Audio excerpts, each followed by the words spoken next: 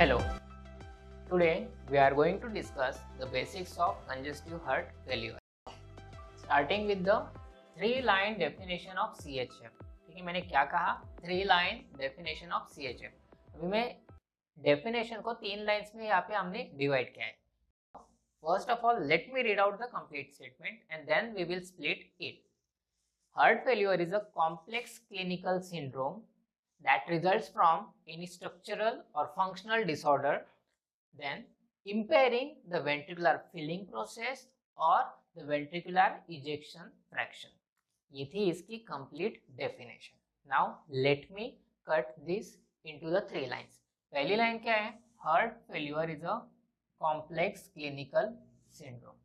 ये आपको डिसीज के बारे में इंडिकेट करता है, which we are going to discuss it in the ending part of today's lecture. अभी उसके बाद में why this happens means ये कैसे होता है, that results from any structural or functional disorder. Now the last part, और इसके वजह से होता क्या है, it impairs the ventricular filling process or the ventricular ejection fraction. 3 हिस्सों में हमने इस सेक्शन को डिवाइड किया. Let me consider this part. जब हम कहते हैं कि स्ट्रक्चरल और फंक्शनल डिसऑर्डर, इसका मतलब क्या है कि जब हम स्ट्रक्चरल प्रॉब्लम कंसीडर करते हैं हार्ट में, structural problem in the sense infection और इन्फ्लेमेशन और the injury associated with the cells or the layers or entire ventricle or the whether it is right ventricle or the left ventricle, that part of the heart. जब structural हिस्से को कोई problem create होता है और उसके वजह से हार्ट फेलियर रिजल्ट आ रहा है, that will be considered as a here the मतलब उसका कॉज क्या आएगा, स्ट्रक्चरल डिसऑर्डर. और जब हम फंक्शनल डिसऑर्डर की बात करते हैं, whether it is right ventricular ejection efficiency और राइट वेंट्रिकुलर की एफिशिएंसी कॉम्प्रोमाइज हो रही है, तो उसका बेस क्या रहता है, द फंक्शनल डिसऑर्डर. और whether it is structural problem और फंक्शनल प्रॉब्लम, इसका एंड कहाँ पे होता है, impairing the ventricular either filling process या फिर इजेक्शन फ्रैक्शन. और ये इसका मोस्ट कॉमन एंड पॉइंट रहता है कि जहाँ पे इजेक्शन फ्रैक्शन जो है, जिसे हम कार्डियक आउटपुट कहते हैं, वो रिड्यूस होता है. तो ये थी एक normal definition. Now in the today's lecture हम एंड में सीएचएफ की इटियोलॉजी, पैथोलॉजी और इट्स बायोकेमिस्ट्री, ये हिस्से को हम टारगेट करेंगे. बट नाउ डेफिनेशन में यहाँ पे दिया था कि ये रिजल्ट क्यों हो रहा है, मतलब हो क्यों रहा है, either due to the structural disorder और फंक्शनल डिसऑर्डर. अभी हार्ट के स्ट्रक्चर के basics. Now congestive heart failure it could be due to the structural और द फंक्शनल डिसऑर्डर. ये इसका रीजन होता है. जब मुझे बेसिक्स पे टारगेट करना है, यानी पैथोलॉजी और the anatomy section, heart failure क्यों हो रहा है, ड्यू टू द स्ट्रक्चरल और फंक्शनल डिसऑर्डर. जब स्ट्रक्चर की बात करनी है तो हमने आई थिंक एंजाइना पेक्टोरिस में स्ट्रक्चरल पार्ट्स जो होते हैं, ये सर्कुलेशन, उसको हमने डिस्कस किया है. You can study that part there also. But when we are considering the functional part, और जो फंक्शनल बेसिक्स है हार्ट के, वो हम आज डिस्कस करें. What is the role of the heart? The role of heart is to supply the blood and the nutrients, ठीक है, as well as the collection of carbon dioxide and the waste. So what was the definition of CHF? Heart failure is a complex clinical syndrome that results from any structural or functional disorder and that impairing the ventricular filling or ejection fraction. ये इसका definition था जिसे हमने overlook किया. But हो क्यों रहा है ये सब प्रॉब्लम? Because of structural और functional disorder. तो जब हमें बेसिक्स को टारगेट करना है तो 2 हिस्सों पे करना पड़ेगा, एक स्ट्रक्चरल पार्ट्स पे और एक फंक्शनल हिस्से पे. अभी स्ट्रक्चरल बेसिक्स जो है हार्ट के, वो हमने एंजाइना पेक्टोरिस के वक्त डिस्कस किए. So today's our focus will be on the functional basics of heart. अभी जब मुझे फंक्शनल बेसिक्स डिस्कस करने, तो मुझे बहुत छोटा क्वेश्चन आपको पूछना है कि व्हाट इज द रोल और what is the function of heart. हमारा आंसर ये रहेगा, to supply the oxygen and nutrient and to collect the carbon dioxide and the waste material. ये एक सिंपल इजी वाला रोल है. हमारा आज का जो चैप्टर है वो है CHF, weather it is a congestive heart failure और कार्डियक एरिथमिया. ये दोनों भी चैप्टर स्टडी करते वक्त एक इम्पोर्टेंट फंक्शनल कंपोनेंट या एस्पेक्ट है हार्ट के वर्किंग का, जो डिस्कस करना पड़ता है, वो है एक्शन पोटेंशियल. मीन्स आपको एक्शन पोटेंशियल बहुत अच्छे से पढ़ना होगा CHF समझ के लेने के लिए, और arrhythmia also. But in case of CHF, the focus of action potential will be on the ionic transport work, or in case of arrhythmia it will be on the your voltage thing. ठीक है, अभी ये हमें समझ में आएगा आगे चलते। Starting with the action potential first. अभी एक्शन पोटेंशियल है क्या, मैं यहाँ पे आपको समझाने की कोशिश कर रहा हूँ, not the presenting this definition और द एनी इंफॉर्मेशन। ठीक है, आप ये बेसिक समझ लो पहले है क्या, बाकी इसका आप थियरी वर्क एक्सट्रैक्ट करके लिख सकते हो। What is action potential? Action potential is highly coordinated and sequential ionic transport, ठीक है, which occurs across the sarcolemmal membrane। ठीक है, मैंने क्या बोला समझ में आया?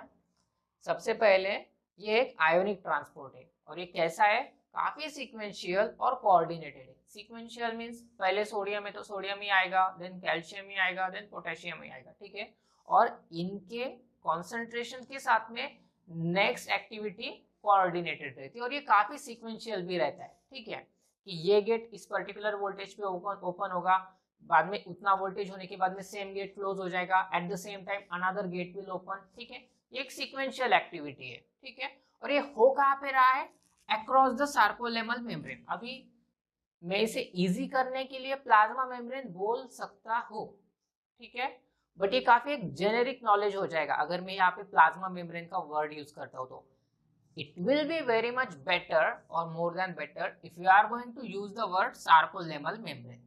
Sarcolemmal membrane को आप at the present moment अभी के लिए बस इतना कंसिडर करो कि मसल फाइबर पे एक लेयर रहता है, ठीक है, that is the sarcolemmal membrane, यानी एक सेल वॉल के जैसे आप कंसिडर कर सकते हो। उसके अक्रॉस आयनिक ट्रांसपोर्ट होता है। ये था हमारा फर्स्ट पार्ट एक्शन पोटेंशियल के बारे में। आयोनिक ट्रांसपोर्ट हो रहा है across the sarcolemmal membrane. Okay, now second thing in action potential, इसके वजह से क्या होता है, complex electrical signal is generated. ठीक है, जब एक आयन आएंगे, ठीक है, potential values will get changed और वो एक इलेक्ट्रिकल करंट शूट करेगा। नाउ दिस इलेक्ट्रिकल सिग्नल और the local current will flow rapidly and uniformly over the other cells. ठीक है, क्या हुआ, सबसे पहले आयनिक ट्रांसपोर्ट हुआ, उसके वजह से इलेक्ट्रिकल सिग्नल जनरेट हुआ, उसके वजह से उसके बाद में क्या हुआ, वो जो इलेक्ट्रिकल सिग्नल या लोकल करंट जनरेट हुआ वो आगे फ्लो होता है very rapidly and uniformly over the other sales. यहाँ तक समझ में आया? अब जब मैंने यहाँ पे कहा था कि सार्कोलेमल मेम्ब्रेन, ठीक है, यानी हर्ट सेल की एक लेयर रहता है, ये एक हर्ट सेल, इधर एक हर्ट सेल या मायोसाइट मायोसाइट मायोसाइट।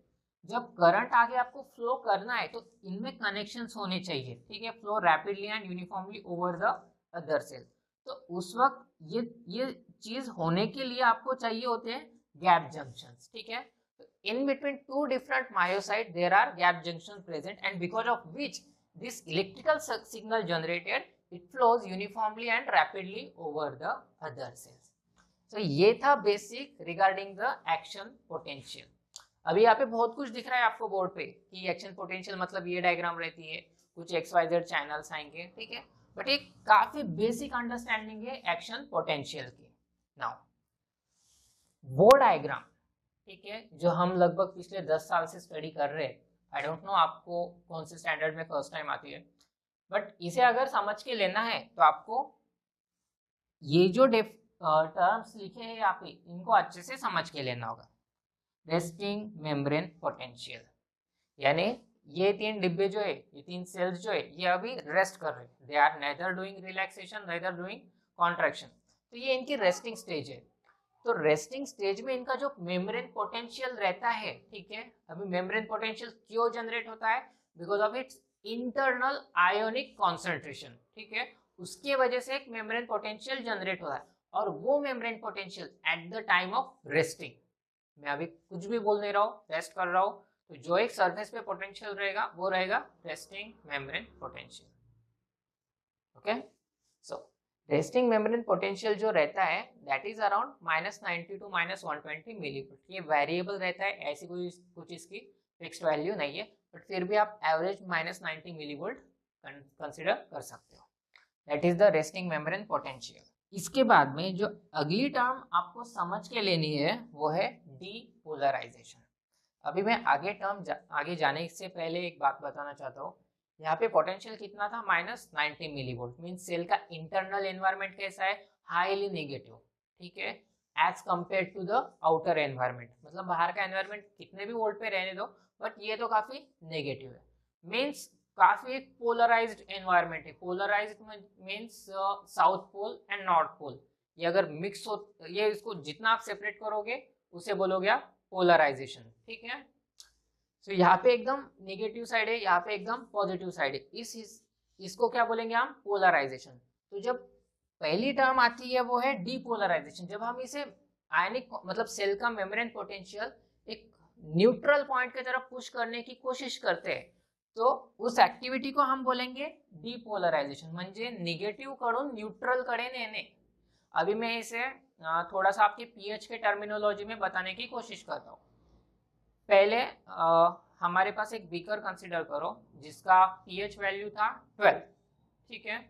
अभी 12 से अगर मैं 7 की तरफ उसे लेके जा रहा हूँ तो हम उसे क्या बोलेंगे, न्यूट्रलाइजेशन। वैसे ही पीएच अगर 1 या 2 होगा और उसको अगर हम 7 की तरफ लेके जाएंगे तो क्या बोलेंगे, न्यूट्रलाइजेशन। मीन्स वो एक न्यूट्रल पॉइंट रहता है। तो वैसे ही पोल्स या फिर इलेक्ट्रिकल एक्टिविटी में डीपोलराइजेशन एक वर्ड आएगा। अगर हमारे पास काफी सारे नेगेटिव आयन्स है और हम कहीं ना कहीं 0 मिलीवोल्ट पे लेके जाने की कोशिश कर रहे हैं, तो उसको बोलेंगे हम डीपोलराइजेशन। सो ये वर्ड था यहाँ पे डीपोलराइजेशन। जब हमें डीपोलराइजेशन वर्ड यहाँ पे अप्लाई करना है या फिर यूज करना, now when you have to apply this depolarisation over this diagram, तो यहाँ पे डीपोलराइजेशन में कब अप्लाई कर रहा हूँ, यहाँ पे जब मैं जीरो साइड की तरफ पुश कर रहा हूँ, यहाँ पे अप्लाई होता है डीपोलराइजेशन। अब ये फास्ट या रैपिड डीपोलराइजेशन एक वर्ड यूज किया जाता है क्योंकि ये बहुत कम टाइम में हो रहा है। Hardly in this segment this entire potential value is getting changed, तो इसलिए रैपिड डीपोलराइजेशन टर्मिनोलॉजी यूज होती है। आप रैपिड डीपोलराइजेशन भी समझ सकते हो और स्लो डीपोलराइजेशन भी समझ सकते हो, बट इस दोनों भी चीजें रैपिड डीपोलराइजेशन और स्लो डीपोलराइजेशन आपको यहाँ पे अप्लाई करती आनी चाहिए। जब मेरा ये जो हाथ है, मीन्स ये जो that moving value, if it is मतलब ये कम हिस्से में अगर ये वैल्यू रीच करता है तो that will be rapid depolarization. अगर instead of at this point, if to achieve this value, अगर यहाँ तक का टाइम कंज्यूम होता है, यहाँ तक का अगर ये एक्सिस ऐसे जाता है, तो that will be turned as slow depolarisation. ये टाइम का एक्सिस है, जितना कम टाइम यूज किया ये वैल्यू रीच करने के लिए, उसे हम कहेंगे rapid depolarisation. If to reach this point we are using, ये जो टाइम की वैल्यू आएंगी वो अगर यूज करते हैं तो उसे कहेंगे स्लो डीपोलराइजेशन। थोड़ा सा पेपर वर्क आपको करना पड़ेगा। If it is not understood, आप मुझे कॉल करके पूछ सकते हो और we can conduct online meeting also. So I hope we had discussed the rapid depolarization term only. Depolarization के बाद में आता है वर्ड रिपोलराइजेशन, यानी फिर से मेरे को सेपरेट करने का है, सब पॉजिटिव वाले सब सेल के बाहर फेंकने के, नेगेटिव वाले सब सेल के अंदर पुश करने के। तो फिर से इधर पॉजिटिव पोल बनेगा, इधर नेगेटिव पोल बनेगा, तो वो एक्टिविटी जो रहेगी उसे कहेंगे रिपोलराइजेशन, ठीक है। तो यहाँ पे देखो, आप यहाँ पे एक जीरो वैल्यू के अराउंड रेंज में आपका पोटेंशियल वैल्यू, लेकिन आप फिर से उसे नेगेटिव की तरफ पुश कर रहे हो, मींस क्या कर रहे हो, that is the repolarisation. Okay, I hope you are getting the concept. But अभी ये हिस्से को देखो आप, कितने कम टाइम में हुआ, but if you are observing this, it is taking somewhere more time as compare to this one. तो ये जो रिपोलराइजेशन है इसे हम इसलिए स्लो रिपोलराइजेशन कहते हैं क्योंकि ये स्लोली होता है और it takes more time. If अगर सेम एक्टिविटी कम टाइम में हो रही है, ठीक है, ये अगर थोड़ा सा स्लो, इसका एंगल जो ये कम हो जाता है और the slope, that will be the rapid repolarisation. अभी ये मैं क्यों बता रहा हूं, क्योंकि ये दोनों भी वर्डिंग रैपिड स्लो ये आपको इसी चैप्टर में अप्लाई करनी है ओवर दिस डायग्राम, ठीक है। तो ये पार्ट समझ के लेना इंपॉर्टेंट है। नाउ उसके बाद में आता है हाइपर पोलराइजेशन। अभी सबसे पहले तो पोलराइजेशन मतलब क्या था, पॉजिटिव एक साइड, नेगेटिव एक साइड। इस मतलब मीन्स -50 और -60 मिली वोल्ट, ठीक है, यहाँ तक अगर कुछ होता होगा -50 और -60, that will be polarisation. Okay, इसके बाद में भी अगर वो हो ही जा रहा है तो that will be the hyperpolarisation. और हाइपर पोलराइजेशन होने के बाद में ही हमारी रेस्टिंग मेम्ब्रेन पोटेंशियल की वैल्यू रीच होती है। तो ये तीनों भी टर्मिनोलॉजी का सिग्निफिकेंस आपको समझ में आया होगा। एक प्लेटिव वर्ड है, प्लेटिव यानी कांस्टेंट। जब पोटेंशियल कांस्टेंट रहता है तो उसे प्लेटिव बोलते हैं, मतलब प्लेटिव फेज जिसे कहा जाता है। मेरा एम यहाँ पे ये सब बताने का, एक्शन पोटेंशियल एक्सप्लेन करने का नहीं है। इनका मीनिंग जो है वर्ड का, पहले वो समझ लो, ये वर्ड क्या इंडिकेट करते हो। आपको एक बार इनका मीनिंग समझ में आया तो you can easily apply that part over here also, ठीक है। सो ये थे कुछ टर्म्स। नाउ हम क्या डिस्कस कर रहे हैं, एक्शन पोटेंशियल। ये क्या है, एक्शन पोटेंशियल डायग्राम, ठीक है। पोटेंशियल वैल्यूज को हमने एक ग्राफ पे प्लॉट किया है। X axis represents time and y axis represent voltage values. Now action potential क्या था, आयोनिक ट्रांसपोर्ट, ठीक है, अक्रॉस द सार्कोलेमल मेम्ब्रेन। उसकी वजह से क्या होता है, इलेक्ट्रिकल सिग्नल जनरेट होता है जो यूनिफॉर्मली और रैपिडली पूरे हिस्से पे स्प्रेड होता है। It's okay. फिर उसके बाद में हमने टर्म्स डिस्कस किए। अभी सबसे पहली बात, ये एक्शन पोटेंशियल मींस सबसे पहले ये ट्रिगर कहाँ से होता है, from where this current is generated, इसका ओरिजिन, तो that will be over the pacemaker cells, means SA node, ठीक है। एसए नोड का लोकेशन आपको पता है। देन एसए नोडल सेल्स के बारे में अगर और थोड़ा बताना हुआ तो in comparison to other myocytes, ठीक है, ऑल मतलब हर ऑल मायोसाइट्स आर एक्साइटेबल, ठीक है। जनरली सभी सेल्स एक्साइटेबल होती है, मींस वो -90 टू -60 तक जा सकते हैं, ठीक है। ये एक्साइटेबिलिटी प्रॉपर्टी रहती है, या -54 तक या -40 तक, ऐसे पकड़ के चलो, means they are all excitable, but only some cells possess the ability to cross the threshold value, means ये जो इंक्रीज होने वाला पोटेंशियल वैल्यू है या फिर चेंज होने वाली पोटेंशियल वैल्यू है, इसे मींस कंसिडरेबल जो एक थ्रेशोल्ड वैल्यू है वहां तक कौन लेके जा सकता है, only the pacemaker cells, and that's why they possess ability to generate that electrical impulse या इलेक्ट्रिकल करंट, क्योंकि वो इतना पोटेंशियल चेंज कर सकते हैं कि जिस वो थ्रेशोल्ड वैल्यू भी क्रॉस कर लेंगे खुद के खुद। They don't need any other cell और अदर एक्टिविटी, ठीक है। तो ये हुआ पेसमेकर सेल का बेसिक फंडामेंटल रोल। नाउ मैंने यहाँ पे क्या कहा कि ऑल सेल्स आर एक्साइटेबल। अभी मैं इसको थोड़ा सा आगे जाके बताता हूँ। अगर ऐसे नोड इंपल्स नहीं भेज रहा है, सपोज समवेयर ये इसके इंपल्स स्लो हो रहे हैं या उतने इंटेंसिटी के पोटेंशियल वैल्यूज नहीं मिल रहे, उसके बाद में क्या होता है, जो अदर एक्साइटेबल सेल्स है, ठीक है, वो डोमिनेट करने लगती है and they eight their own cost, मतलब वो खुद के लेवल पे एक इंपल्स जनरेट करते हैं और उसे आगे स्प्रेड करते हैं, ठीक है।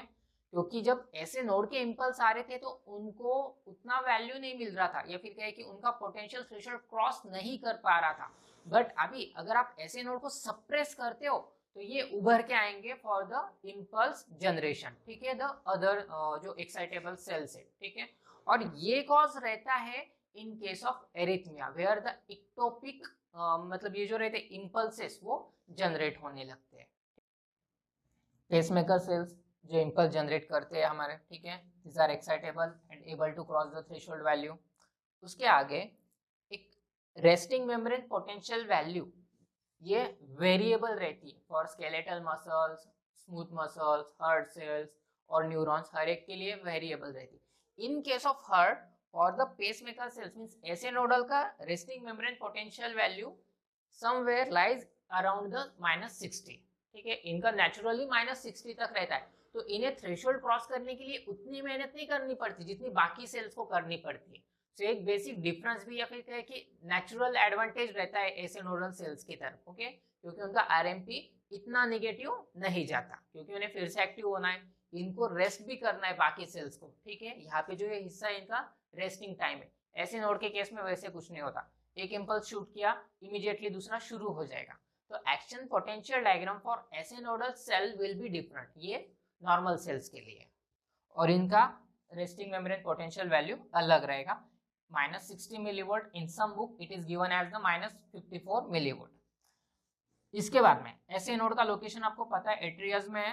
Okay, now conduction pathway from the ऐसे नोड, ठीक है, जो राइट एट्रियम में है, ठीक है, वहां से आगे इंपल्स पुश होगा to the AV node, then bundle of heels, और वहां से आगे मायोसाइट्स में स्प्रेड होगा, ठीक है, that is their conduction pathway.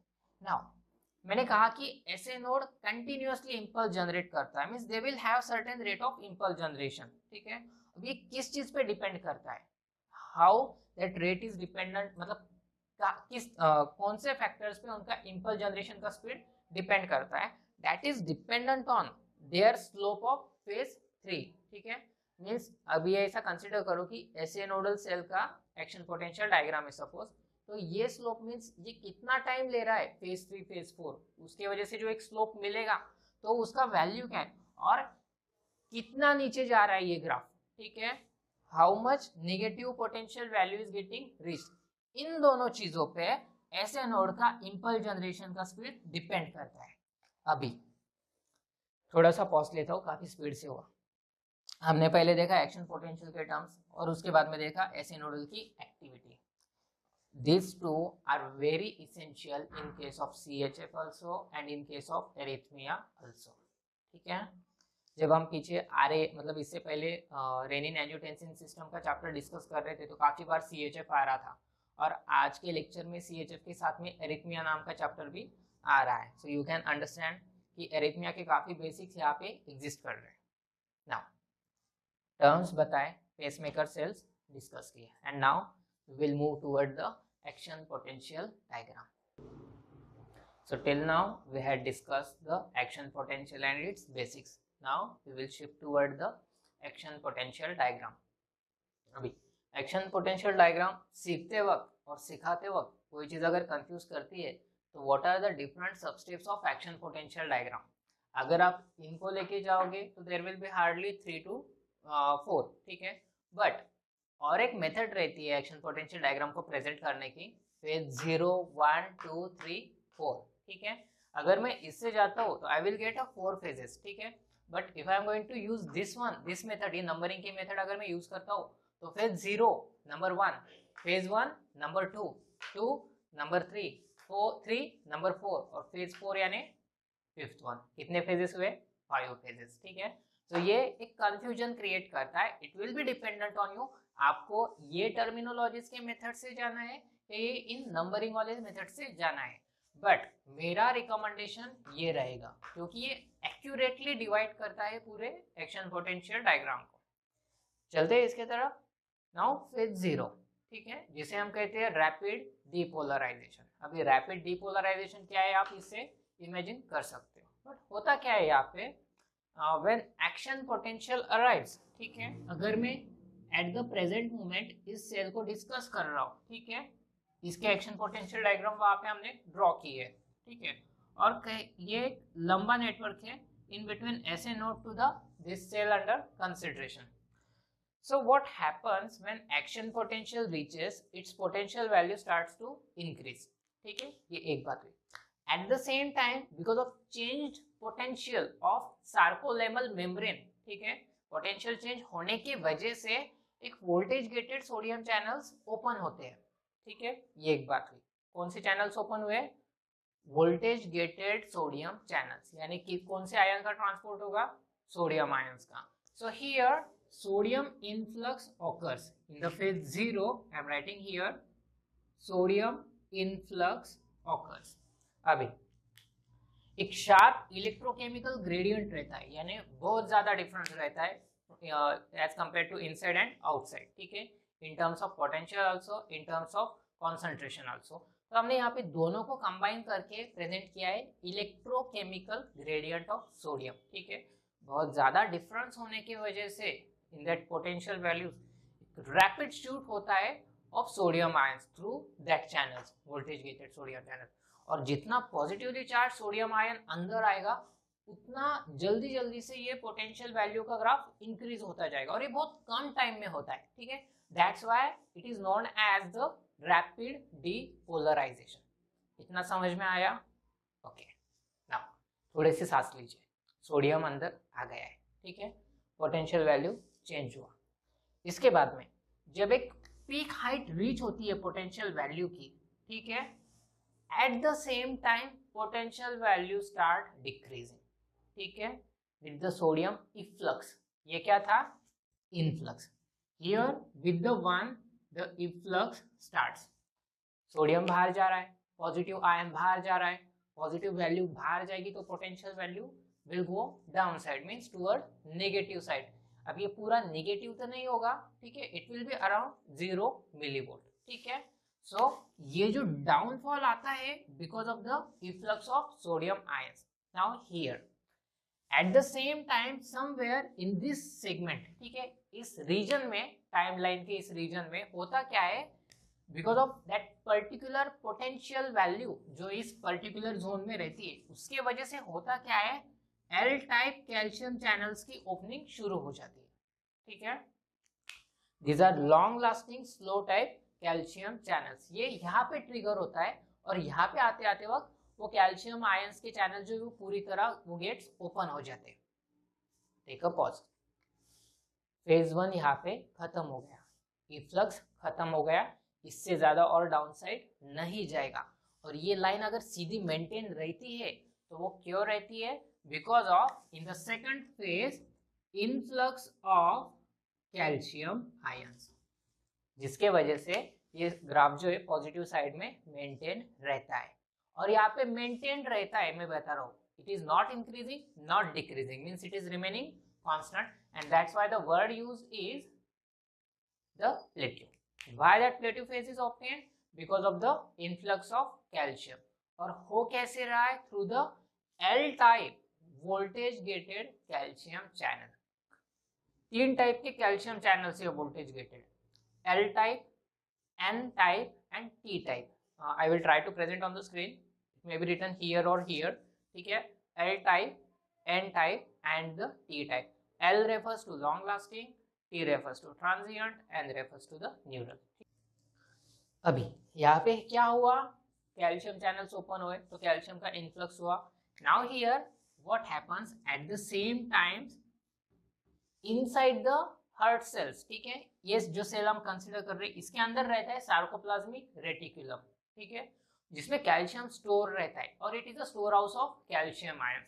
So because of this increased calcium some internal calcium is also release, ठीक है, तो ऑटोमेटिकली इंट्रासेल्युलर कैल्शियम बहुत ज्यादा बढ़ जाता है। और हम सबको पता है, ठीक है, मसल कॉन्ट्रैक्शन का मैकेनिज्म हमें याद रहे ना रहे, पूरा 6 स्टेप हम बता सके ना बता सके, इतना पक्का सबको पता होता है कि मसल कॉन्ट्रैक्शन क्यों होता है, तो because of calcium associated actin myosin interaction. ये चीजें फिक्स है। तो मैं सीधे सीधे यहाँ पे इमेजिन कर सकता हूँ, अगर ये सेल अगर कॉन्ट्रैक्ट होती है तो क्यों होती है? Because of calcium and associated actin myosin interaction, but when it will be started here. इतना समझ में आया? सो जो जरूरी कैल्शियम होता है कॉन्ट्रैक्शन के लिए वो फेज 2 में अवेलेबल होता है and it is the plateau phase. आगे चलते हैं। नाउ सपोज कॉन्ट्रैक्शन हो गया, उसके बाद में एक और ये होता क्या है, ये ज्यादा देर तक ओपन नहीं रहते calcium channels, after some time it starts closing. उसके बाद में ये कौन से टाइप के थे? These were also voltage gated, but ये इनफ्लक्स के लिए थे। At the same time because of the change in the voltage another calcium channels open, but these are for the efflux, यानी इंट्रासेलुलर कैल्शियम का concentration कम करने के लिए जो चैनल्स ऑपरेट होते हैं वो अभी एक्टिव हो जाएंगे। अभी यहाँ पे डिफरेंस क्या है? मैंने बोला था कि कैल्शियम 2 जगह से आ रहा है, from outside the cell and inside from the sarcoplasmic reticulum. So हिसाब बराबर होना चाहिए। एक चैनल जो है that is sodium calcium exchanger और एंटीपोर्टर और NCX एंटीपोर्टर, ये ऑपरेट करता है मेम्ब्रेन पे। ये करेगा एक्चुअल इफ्लक्स, यानी सेल के बाहर कैल्शियम को फेंकना। ओके, ये एक बात हुई। और दूसरा जो चैनल है sarcoplasmic sarcolemmal endoplasmic reticulum calcium ATPase, ये क्या करेगा, जो सार्कोप्लाज्मिक रेटिकुलम है जो कि स्टोर हाउस है, उसमें कैल्शियम को फिर से अंदर भेज देगा। यानी अगर मैं ये सेल कंसीडर कर रहा हूँ, ओके, ये सार्कोप्लाज्मिक रेटिकुलम है, तो ये जो कैल्शियम था साइटोसोल में, ठीक है, इसे फिर से सार्कोप्लाज्मिक रेटिकुलम में पुश किया जाएगा और जो सेल्यूलर कॉन्सेंट्रेशन था, साइटोसोलिक कॉन्सेंट्रेशन ऑफ कैल्शियम, वो डिक्रीज होगा। ठीक है, तो ये सब होता है फेज 3 में, where calcium levels are decreased. इतना समझ में आया? Now at the same time what is happening in the fourth phase here, the potassium efflux occurs. ठीक है, यानी पॉजिटिव आयन को धीरे धीरे कम अमाउंट में बाहर फेंकते चलो, यानी हो सके उतना नेगेटिव वैल्यू, यानी जो इसका मतलब एक कांस्टेंट रहता है, ठीक है, -90 मिलीवोल्ट जो कुछ भी होगा वो रीच करने का है। तो वो एक्टिविटी फोर्थ फेज में होती है। ये था इसका रफ ओवरव्यू।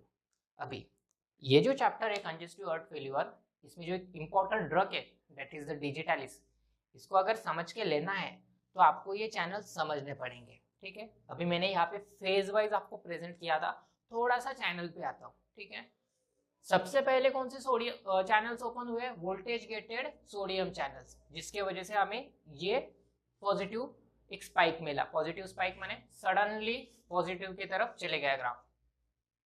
उसके साथ में इनफ्लक्स के लिए कैल्शियम चैनल्स ओपन हुए, जिसकी वजह से कैल्शियम आया। At the same time cell के इनसाइड से भी कुछ स्टोर्ड कैल्शियम रिलीज हुआ। ठीक है, वो कहाँ से हुआ? From the sarcolemmal endoplasmic reticulum. ठीक है, अभी ये बाहर आ रहा है तो ये डिफ्यूजन के वजह से नहीं आता कैल्शियम। ठीक है, इसमें से जो कैल्शियम साइटोसोल में आ रहा है, तो that is coming through the channels renin receptors with the activation of renin receptors and IP3 receptor। ये एक्टिव होने के वजह से वो कैल्शियम बाहर आता है। इसके बाद में ये था फेज 2 के लिए। फेज 3 में हमने क्या किया? साइटोसोलिक कैल्शियम कॉन्सेंट्रेशन को डिक्रीज किया। कैसे? थोड़ा बहुत सेल के बाहर फेंको, थोड़ा बहुत सार्कोलेमल एंडोप्लाज्मिक में अंदर पुश करो। तो दो चैनल्स यूज किए, sodium calcium exchanger and sarcolemmal endoplasmic reticulum calcium ATPase. ये सेल के बाहर फेंकेगा, ये सेल के अंदर जो SCR है उसमें पुश करेगा। somehow these two will work to decrease the calcium levels and especially the cytosolic ones। इतना समझ में आया? अभी इन दोनों पंप में से ये जो था, ये था सोडियम कैल्शियम एक्सचेंजर, यानी सोडियम अंदर आएगा, कैल्शियम बाहर जाएगा। बट हम ये सब क्यों कर रहे हैं यहाँ पे? To decrease the potential value. अगर आप कैल्शियम बाहर फेंक के सोडियम अंदर ले रहे हो, तो यानी पॉजिटिव आयन अंदर आ रहा है, तो उसका रिजल्ट तो ये ग्राफ और पॉजिटिव की तरफ जाना चाहिए, बट ऐसे हो रहा है क्या? नहीं। तो क्यों का आंसर आता है ये। इसको बैलेंस करने के लिए जो पंप ऑपरेट होता है वो है सोडियम पोटेशियम एटीपीएज। ठीक है, and now this one is the target of digitalis, जो हम आगे चल के डिस्कस करेंगे। And these are the 3 essential pumps you have to consider while studying the action potential diagram। now अभी थोड़ा सा पीछे आते हैं। ये पूरा चैप्टर जो है इसके लिए ये फेजेस और आयनिक ट्रांसपोर्ट इसेंशियल है। फेज 2 में क्या हो रहा था? कैल्शियम का influx, eight the same time what is happening? The contraction. ठीक है, अभी मैं थोड़ा सा बोर्ड यूज करता हूँ यहाँ पे। एक्शन पोटेंशियल मीन्स क्या है? It is the excitation of cell. यहाँ तक समझ में आया? एक्साइटेशन होने के बाद में फेज 2 में क्या मिला आपको? Muscle contraction. तो मैं यहाँ पे लिखता हूँ कॉन्ट्रैक्शन। ठीक है, एक्साइटेशन होने के बाद में मिला आपको contraction. And there is one physiological concept known as excitation contraction coupling, जो हम अभी यहाँ से आगे डिस्कस करेंगे।